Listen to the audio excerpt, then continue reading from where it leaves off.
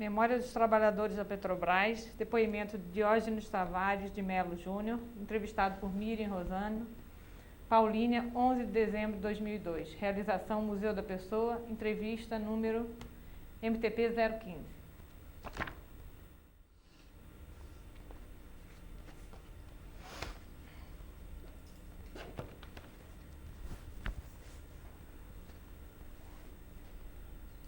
Não tem que dar. Deixa eu avisar pra eles que eu vou ficar sem rádio, tá? Fábio, eu vou ficar sem rádio durante 10 minutos.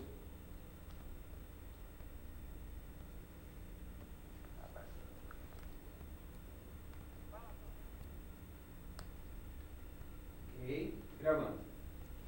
Você podia falar pra gente o teu nome, o local e data de nascimento? Nome completo, Diógenes Tavares de Melo Júnior, nascido em Salvador, Bahia, 2 de janeiro de 1962. Você podia contar um pouco como foi teu ingresso na Petrobras? Eu venho de família de petroleiro. Meu pai era petroleiro, minha mãe era petroleira, os dois aposentaram. Meu pai não aposentou porque morreu antes, minha mãe aposentou na Petrobras. E eu resolvi entrar por intermédio da minha mãe. Ela me avisou que estava vindo um concurso, entrei na área de segurança patrimonial, que eu tinha vindo do Exército, como do NPOR. Entrei como auxiliar de segurança, depois fiz um curso dentro da própria Petrobras e passei para a área de operação, que é aquela vontade que você tem de mexer realmente com o cru, né, que a gente chama, com o petróleo realmente, né? Você tem aquela vontade que você tem de trabalhar com ele realmente, né? Não você só saber que ele está ali, né? Você realmente trabalhar com ele, ver. Porque muita gente até hoje, nós temos colegas que ingressaram na Petrobras agora, que achavam que o petróleo ele era preto. Muita gente tem esse pensamento, né? Como não é. E eu entrei na Petrobras através da minha mãe, né? A vontade. Primeiro eu tinha muita vontade, porque meu pai falava muito, minha mãe também. E por intermédio deles foi que eu ingressei na empresa. E como foi tua trajetória dentro da empresa? Como é que você chegou aqui? Eu entrei na Petrobras em 1983, há 19 anos atrás. Entrei em Salvador, fiz o concurso e o curso em Salvador.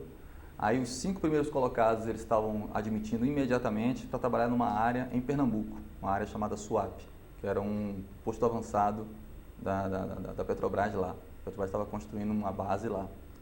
E eu, como fui o segundo colocado no concurso, fui direto para lá. Fiquei lá por 9 anos, trabalhando lá por 9 anos. E depois vim para cá, porque minha ex-esposa é daqui de Campinas, nós nos conhecemos lá em Pernambuco, casamos lá, tivemos filhos lá, nós viemos para cá em 91 e estou aqui desde 91. Aqui foi que eu fiz o curso para operação, né, para passar para a área de transferência de estocagem. E você pode optar, quando você faz o curso, como eu estava comentando com a fotógrafa, você pode optar são várias áreas, dentro de uma refinaria, dentro de uma UN, que a gente chama de unidade de negócio, que é a Replan. No caso tem a transferência de estocagem, tem a destilação, tem o craqueamento, tem utilidades e tem a área de manutenção. Então eu optei por transferência de estocagem, que era uma área que eu já conhecia. Por quê? Porque eu vim de terminal, né, de transferência de estocagem de cabotagem, que é a cabotagem, a gente recebia os navios com os derivados, descarregava os navios, armazenava nos tanques e nas esferas, né, de GLP. Então já tinha aquele contato com tanque, com tancagem. E a vontade era trabalhar nessa área de transferência de estocagem.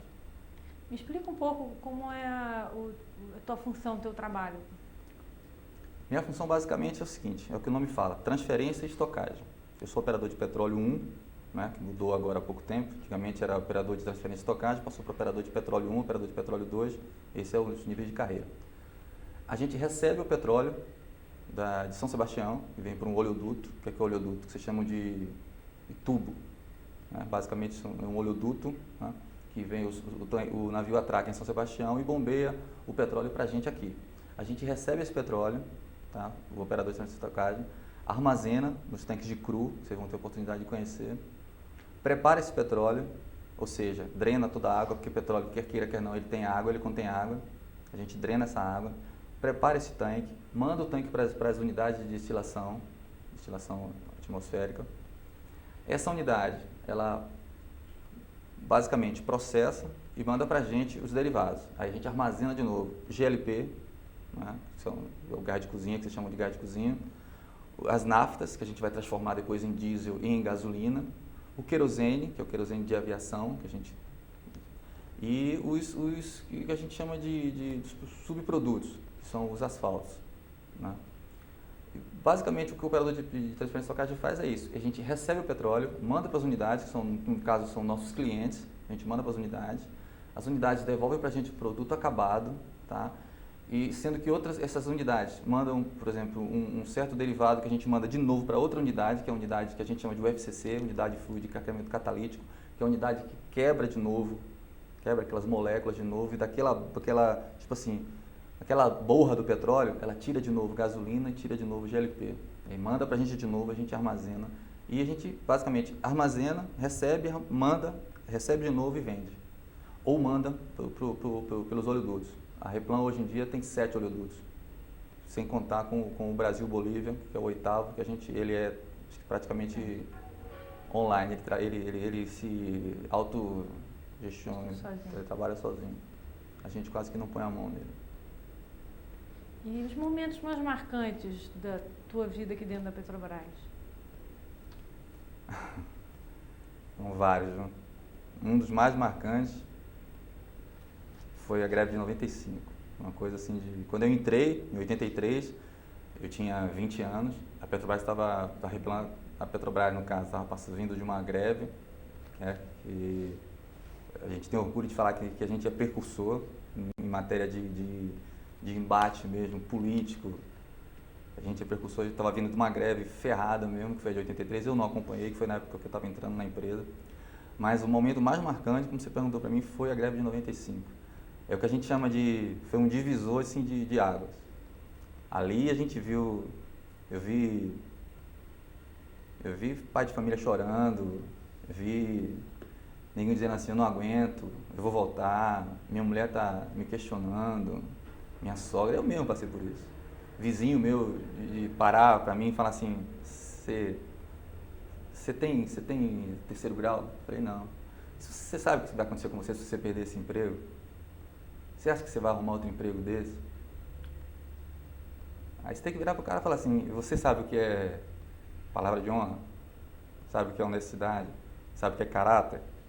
Sei. Então pronto, foi isso que aconteceu. Em 95 foram três acordos não cumpridos, tá? Jogaram na cara da gente quando esse senhor que está saindo agora, graças a Deus, falou que esqueçam o que eu falei, né? Que estava tudo... Aí a gente saiu para... Quais foram? Por que aconteceu a greve de 95? Quais foram os... Basicamente, o Itamar Franco, ele tinha fechado um acordo conosco, né? O Itamar Franco substituiu o Collor, né? E tinha fechado um acordo com os petroleiros. Estava quase que assinado. Não, estava assinado, se não me engano, estava assinado. É, um acordo salarial. E quando ele assumiu, ele descumpriu esse acordo, foi quando ele falou aquela famosa frase, né? Esqueçam o que eu disse. Fernando Henrique. É. E a gente saiu para a greve. Um dia nós estávamos aqui na frente, esse dia foi fogo, deu medo. Mesmo eu tendo vindo de colégio militar, tendo vindo de exército, a gente acordou com barulho de tanque. Foi quando ele colocou os tanques aqui na refinaria. E um dos momentos mais marcantes para mim na Petrobras, primeiro o dia que eu fui admitido, né, que eu saía com isso aqui não queria tirar, que eu queria, sabe, aquele dia foi interessante, minha mãe queria ver e tal, como batismo de filho, todo mundo quer tirar foto e tal, mas um dos momentos mais marcantes realmente foi a greve de 95. Eu tinha feito outras greves, mas a de 95, não sei pelo fato de... Minha esposa questionava, minha sogra questionava, o que você vai fazer? Um cunhado meu, um ex-concunhado meu falou, pô bicho, você tem ônibus na porta da tua casa, você tem comida lá, você tem um salário, pô, mas você vai viver disso? Você não vai fazer greve, você não vai lutar pelos teus direitos que você tem? Eu quero é mais. E aquele momento ali foi fogo. Você é ligado ao sindicato, filiado? Desde que me conheço por gente, desde que eu entrei. E tem uma militância lá dentro, como é que é? Não, eu sempre digo que eu não posso militar porque eu não tenho sangue de barata. Eu não tenho como, por exemplo, ver A greve de 95, quando começou, nós estávamos aqui dentro, tá? Esse grupo, o 2 que está aqui hoje, que são 5 grupos, não sei se vocês conhecem. Nós somos 5 grupos. Cada grupo, 3 grupos, nós somos 8 horas ininterruptas de trabalho. Então, 3 vezes 8, 24. 3 grupos estão trabalhando, 2 grupos estão de folga. Esse grupo nosso entrou às 4 da tarde, às 15h30. Às 23h30, o sindicato cortou a rendição, ou seja, não entrou ninguém para nos render. Quando foi meia-noite e 30, houve um problema na área de cru, área de petróleo, e eu vim pegar outro carro. Olha, 23h30. Meia-noite e 30 eu fui pegar um carro, tinham 2 colegas lá de fora, já estavam aqui dentro, que a gente chama de pelego, já estavam aqui dentro pelegando. Então, por que eu não tenho, respondendo a tua pergunta, por que eu não tenho uma militância efetiva?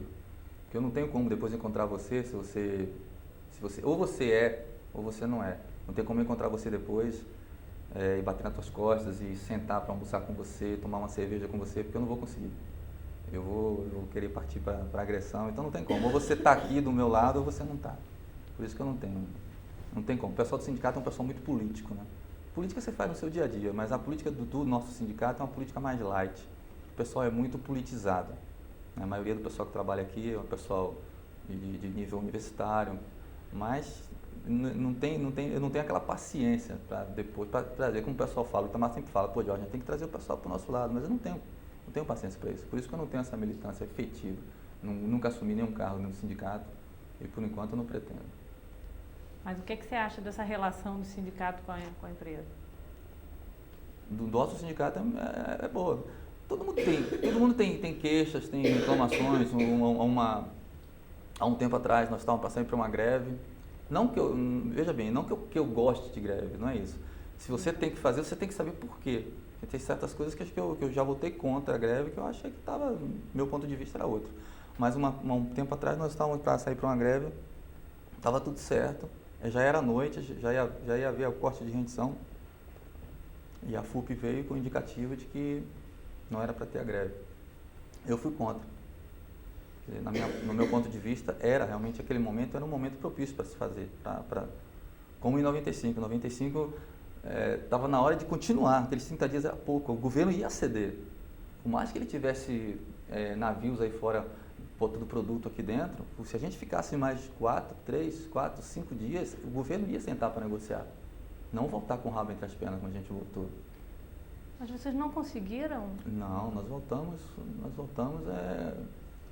Eu até hoje não consegui me reafirmar assim, financeiramente por causa daquela greve.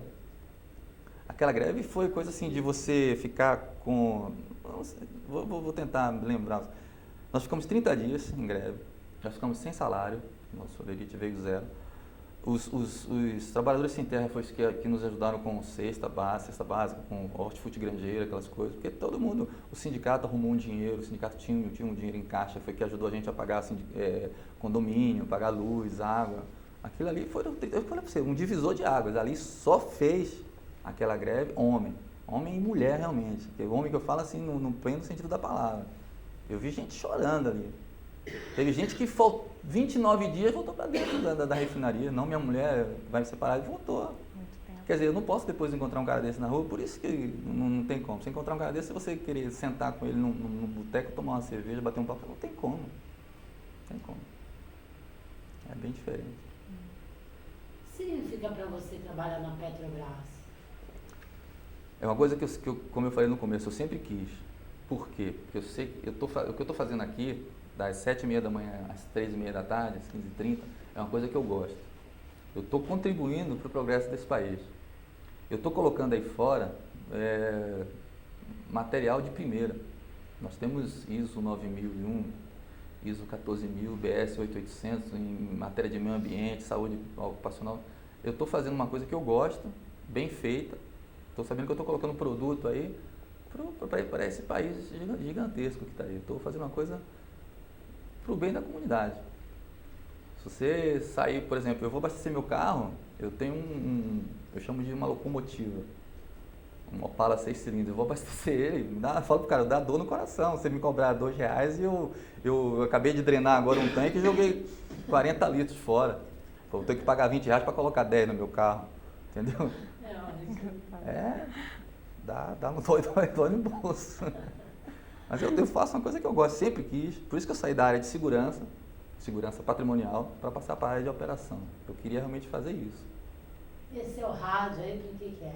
Para que você usa esse instrumento? Isso aqui gruda na gente, se você ficar 8 horas na refinaria, ele está 8 horas do seu lado. Se você ficar 16, ele está 16 horas do seu lado. O que é que acontece aqui? Fala com ele um pouquinho, pode falar. Nós temos Pode pegar um pouquinho.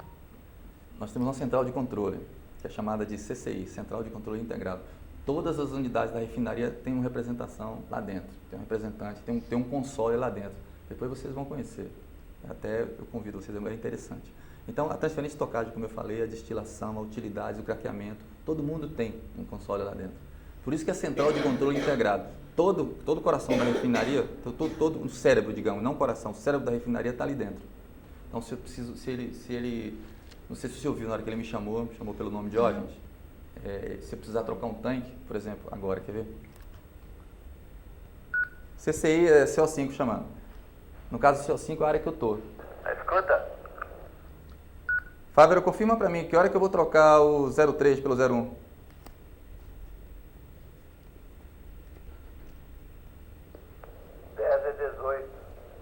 Pronto. Ok, obrigado. Ele tá no painel dele, ele tem todas as coordenadas, ele tem tudo que está acontecendo na minha área, em todas as outras áreas da transferência de estocagem. Então ele sabe a hora que eu preciso trocar um tanque. Eu tenho a obrigação de saber, que é a minha área, mas ele também me ajuda, porque ele está ali sentado na frente do console, ele está enxergando tudo. Se ele precisar abrir uma válvula, como eu expliquei para a fotógrafa, e ela for automatizada, por lá mesmo ele troca. Eu vou ter que fazer essa troca, por quê? Porque ela não é automatizada, ela é manual. Então eu vou ter que ir lá, pegar no pesado, eu vou abrir uma válvula, o produto vai começar a entrar naquele tanque, eu vou para o outro tanque que tá enchendo e vou fechar aquela válvula. Então, por isso que esse rádio fica com a gente. Se você ficasse 30 dias na refinaria, naquela greve aqui dentro, 30 dias esse rádio tem que ficar com você o tempo todo, porque ele é que é o seu guarda, seu guia aqui. Interessante. O que você acha dessa iniciativa do sindicato que está fazendo em parceria com a Petrobras no projeto Memória do Trabalho dos Trabalhadores? Maravilhoso, maravilhoso. Uma coisa assim louvável, de tirar o chapéu, de tirar a touca, de tirar a bandana, de tirar o lenço. Pode crer. Uma coisa assim que, para guardar, né? Coisa para você, como não sei se vocês estavam antes, se você estava aqui dentro. Não sei se você viu aquele senhor que sentou, você viu aquele álbum, que coisa linda, dos 30 anos. Uhum. É uma coisa para se guardar. Então a gente vai ter uma coisa, por que só a Replan? Por que não o trabalhador também tem uma coisa para meu filho, meus 2 filhos que estão aí, ou sei lá, outros seus que eu vou ter aí, por que eles não vão, né, ter como recordação? Eu fui a Salvador há 3 anos atrás e um primo me chamou e falou: você chegou na hora certa, nós estamos ensinando uma peça teatral e você vai representar meu tio. Eu fui representar meu pai como petroleiro, que já era um sindicalista. Esse tinha sangue de barata nas veias e conseguia concatenar as ideias dele para passar a mão pela cabeça depois de uma greve. Eu não.